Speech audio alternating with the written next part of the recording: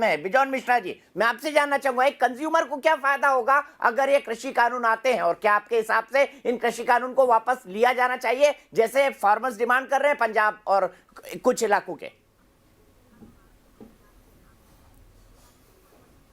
दीपक भाई, 40 साल से हम लोग उपभोक्ताओं का रक्षा के लिए बात करते हैं और हम लोग सरकार से ये मांग बराबर रखे हैं कि कृषि लोगों को सही कीमत मिले और हम लोग ग्राहक के नाते उनको सही कीमत देने के लिए तैयार हैं।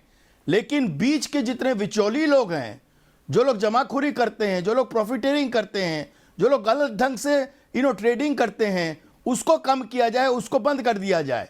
और ये कानून 40 साल से हम लोग चाह रहे थे कि सुधार हो, कृषि के पक्ष में हो, एग्रीकल्चर फार्मर्स के पक्ष में हो। हम लोग ग्राहक चाहते हैं कि कम से कम पैसे में अच्छे से अच्छा सामान मिले और कृषि के लोगों को मैक्सिमम फायदा हो।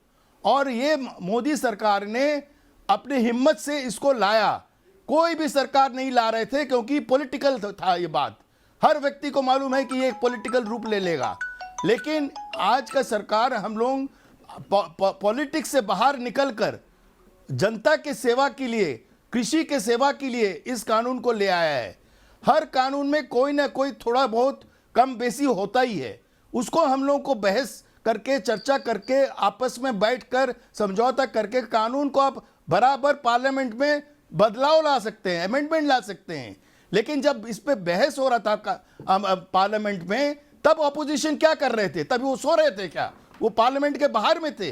वो लोग क्या पार्लियामेंट चाहते हैं कि रास्ते में पार्लियामेंट हो? आप घेराव करके पार्लियामेंट चलाएंगे?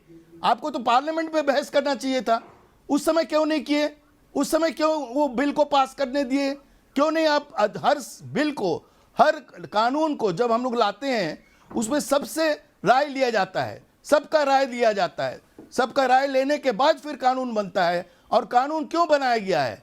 क्योंकि कानून का जरूरत था। हमारे देश में कानून का सख्त जरूरत था, क्योंकि बहुत शोषण हो रहा था किसानों का। हमारे देश में किसानों का इतना शोषण हो रहा था कि उसका कोई कमी नहीं है।